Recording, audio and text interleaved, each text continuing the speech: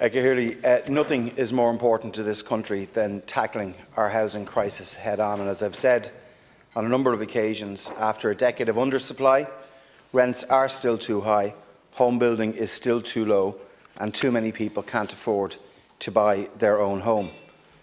Too many parents and grandparents are worried about where their children will live, and far too many of our most vulnerable are without a safe and secure roof over their head. That's why housing is the biggest #1 priority for this government, a priority backed by €4.5 billion annually, as has been outlined in the budget just last week. Housing for All is the most ambitious housing plan in the history of our state and aims to build 300,000 new homes by 2030, 90,000 new social homes, at least 56,000 affordable homes. And it sets out a goal, and rightly so, to eliminate homelessness by 2030 and breathe fresh life into derelict homes and vacant homes right through this country. It is a radical plan, but it is realistic and realisable, and it's fully funded, underpinned by record state investment, which puts home ownership back at the heart of Irish life for those who need it. The policy has 4 pathways to achieving housing for all. By supporting home ownership and increasing affordability, eradicating homelessness, increasing social housing delivery and supporting social inclusion, increasing new housing supply overall, which we're seeing happening this year significantly, and, as I said already, addressing very importantly vacancy and efficient use of existing stock. I know how hard things are in the housing sector today, but Housing for All as a strategy is starting to make a real difference, with a fundamental step change in housing policy. Across its 4 pathways, delivery is the key to making Housing for All a success and getting to grips with our housing crisis. Whether anyone likes to acknowledge it or not, the combination of the COVID lockdown, hyperinflation have had a negative impact on supply. It's dishonest for anyone to ignore that. However, there is real momentum gathering on delivery. Since Housing for All was launched just over a year ago, we have the highest home completions since 2008, the highest home commencements, new homes started on record, the highest planning permissions since 2008, 16,000 first-time buyers over the past 12 months alone, over 20,000 more workers in our construction sector, falling vacancy levels, the first ever cost rental homes, a tenure that has been discussed and debated in this House for years. We're delivering it, the first cost rental tenants in place, with hundreds more to follow, and the first affordable homes to purchase in well over a decade. And I'm pleased to tell the House, and to use this opportunity, that we will meet and exceed the target this year of 25,000 units this year, 24,600 to be exact. But we need and we will do much more, and much more in Housing for All. I've said to deputies before that I will, and I have, and I will continue to use every tool in our armoury, every weapon in our armoury, to get bricks and mortar into the ground for homes so working people can afford to buy and support those without adequate shelter. To have a real impact, this must involve pragmatic measures with both the public and the private sector. We can't fight this housing crisis with one hand tied behind our back, letting the perfect be the enemy of the good, or ideology win over pragmatism. I, as Minister for Housing, am a firm believer in home ownership. Housing for All will lay and is laying the foundations for home ownership for a generation. And what have we done to help accomplish this? Well, we're building the first affordable purchase homes in over a decade. And we're targeting 36,000 new affordable homes by 2030. And to report progress on that at Caherly, just under the local authority-led affordable purchase schemes, I've already approved 27 schemes across this country, which will deliver over 1,800 homes already approved under the Affordable Housing Fund, which I've made further changes to 2 weeks ago to increase the subvention that the state can make on affordable purchase and to make significant changes as well to the cost rental model to help our approved housing body sector and local authority sector with the cost of increased rate inflation. We're extending the Help to Buy grant to 2024, a grant that's helped nearly 35,000 homeowners buy their own home. And we've established already the game-changer First Home Scheme, the shared equity scheme, which already we've seen nearly 500 eligibility certs issued since July, 500 homeowners who are able to buy 500 homes, and there'll be hundreds and thousands more under this scheme. And on the weekend, at the Fianna Fáil Ardèche, I announced that I will be extending the First Home Scheme to own-build homes across rural Ireland. We're rolling out, and have started already, €50,000 grants to buy and refurbish empty and derelict homes across both rural areas, towns, villages and our city centres. The above shop units that are available there. And we're bringing in real pragmatic supports to help defray the cost of refurbishment of those properties. And in the 4 short weeks of August, without a big push behind it on the public information campaign, we've already received over 200 applications in the first 4 or 5 weeks. So there's a real desire for people to take these properties on and to tackle vacancy.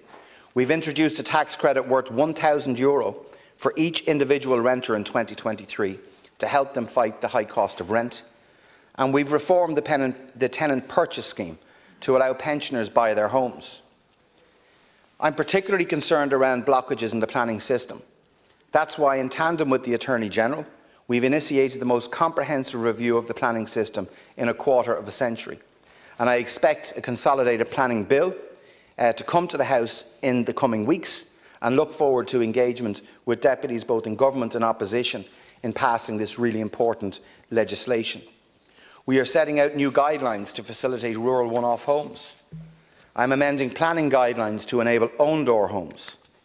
I'm putting in place land value sharing and residential zoned land tax and a vacant property tax to tackle land prices, promote development and penalise the underuse of land and homes. I can also confirm to the House I am eliminating the separate build-to-rent standards. This means from the end of this year, every apartment application in our country will be a single build-to-buy standard and allowed to be sold and not restricted solely for rental. And as I said at the Fianna Fáil Ardèche on the weekend, if it's good enough to rent, it should be good enough to buy. We need to level the playing field between homeowners and investors. I fully recognise the scale of the challenge of homelessness and the need to tackle social housing waiting lists. Far too many are without shelter. The personal impact of homelessness for individuals and families is devastating. The key is supply and to increase supply to give them safe shelter. Housing for All marks the single biggest housing programme in our history. 90,000 new social homes will be built by 2030, more than ever before. And we will deliver more new-build social homes this year, in 2022, than in any year since the foundation of the state. The ambitious Housing First strategy is being rolled out with 282 tenancies to be set up this year, building on the success of last year. HAP discretion rates have been increased, and I'll soon set out the new HAP homeless rate. We've expanded the tenant in situ purchases to prevent homelessness, and to be very clear to deputies, I've instructed all local authorities that where a HAP tenant or a RAS tenant has received a notice to quit from their landlord with the intention to sell, is that I want the local authorities to purchase those homes. And since I made those changes in July and have given the full discretion to the local authorities, over 300 additional homes have come in a short space of time, and I want that expedited and expanded. Budget 2023 has extended homeless funding by 11%. Notice to quit periods have been extended, and rent supports of almost €1.2 billion for some 500,000 renters. We will launch a new youth homeless strategy in the coming weeks. Leasing is being phased out to refocus on direct delivery, but we will use it where it works, particularly when it's focused with regard to housing our homeless community. I know the pace of delivery can be frustrating, But with a fully funded plan, fully resourced local authorities and AHBs are being empowered to deliver, and they will deliver at scale this year. And delivery is what we need to tackle homelessness head-on. Our plan, Housing for All, is a fully funded, multi-annual plan with home ownership and delivery at its heart. No other party has put forward any credible alternative or indeed any substantive plan.